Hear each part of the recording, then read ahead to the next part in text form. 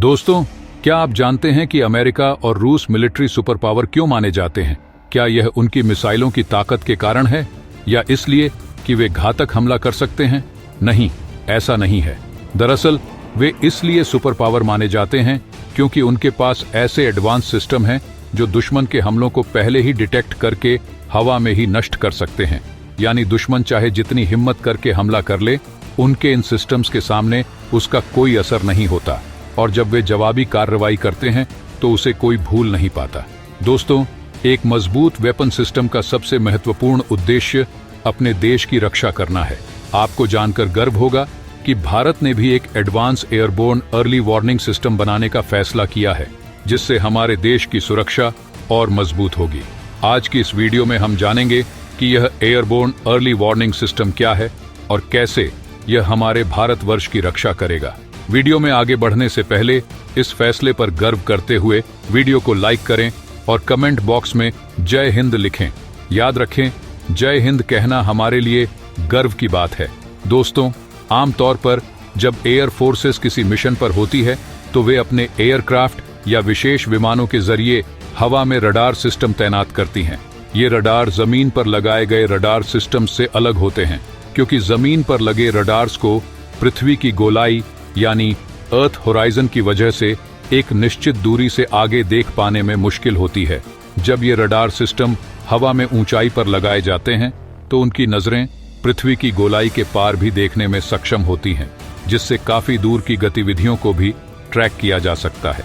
ऐसे radar systems को airborne early warning and control system कहा जाता है।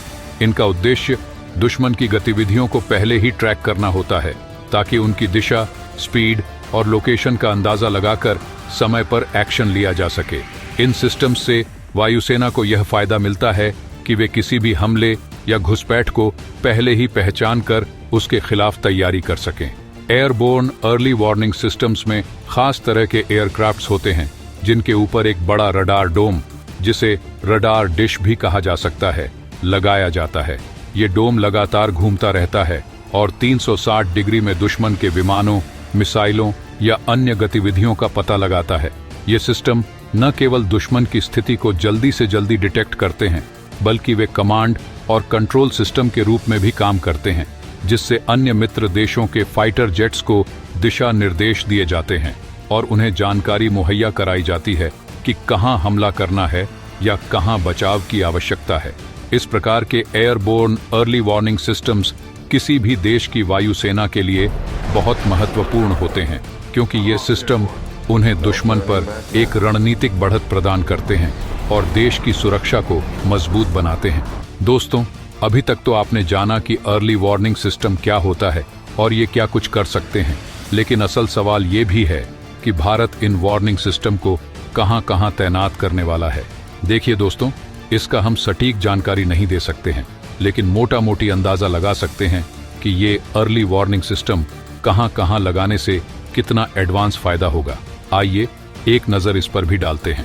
अभी आप अपनी स्क्रीन पर जो एयरक्राफ्ट देख रहे हैं, इसका नाम है E-2 हकाई और इसे यूनाइटेड स्टेट्स ऑफ अमेरिका द्वारा बनाया जाता है।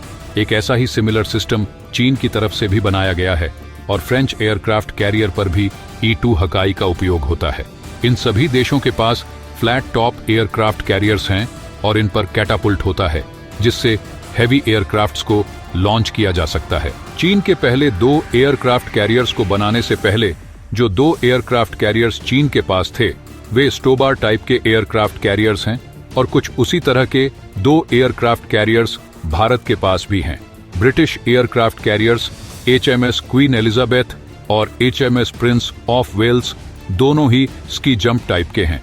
इन सभी पर I-2 हकाई जैसे बड़े एयरक्राफ्ट का उपयोग नहीं किया जा सकता है, क्योंकि जिन एयरक्राफ्ट पे एयरबोर्न अर्ली वार्निंग सिस्टम होते हैं, उन्हें लंबी दूरी तक उड़ान भरने वाले एयरक्राफ्ट पर फिट किया जाता है और इन एयरक्राफ्ट को उड़ान भरने के लिए लंबी दूरी वाले रनवे की जरूरत होती है, या फिर एयरक्राफ्ट कैरियर पर कैटापुल्ट सिस्टम होना चाहिए, जो भारत के पास नहीं है। इसीलिए भारत के वैज्ञानिक एक ऐसा अर्ली वार्निंग सिस्टम बना रहे हैं जिसे कमोव KA-31 हेलीकॉप्टर पर इंस्टॉल कर सके। वैसे भारतीय नौसेना के पास 14 ऐसे हेलीकॉप्टर्स पहले से मौजूद हैं जो दोनों एयरक्राफ्ट कैरियर्स के लिए पर्याप्त हैं।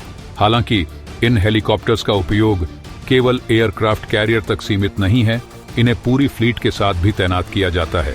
इसीलिए आने वाले समय में इंडियन नेवी को ऐसे हेलीकॉप्टर्स की संख्या बढ़ानी पड़ेगी। भारतीय नौसेना के पास इस जरूरत को पूरा करने के दो विकल्प थे, एक लॉकहीड मार्टिन से क्रोनस नेस्ट को इंपोर्ट करना या फिर अपना खुद का सिस्टम बनाना। नौसेना ने दूसरे विकल्प को चुना है और अब एयरबोर्न अर्ली वार्निंग और कंट्रोल सिस्टम बनाने के लिए काम शुरू कर दिया गया है।